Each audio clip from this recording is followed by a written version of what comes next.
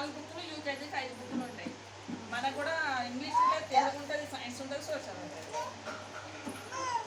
వీళ్ళకేమో maths ఉంటుంది 4th వాళ్ళకు, యూకేజీకి. Cherry కూర్చో కూర్చో నాన్న. దీనిలో స్టోరీ ఏముంది చూద్దామా? కనుక బాగా ఇక్కడ పెట్టినా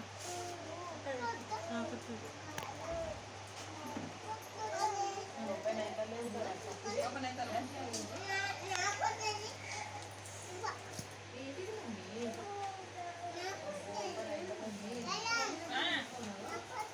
నీ బుక్క ఇలా కూర్చో. నీ బుక్ ఇస్తా నేను.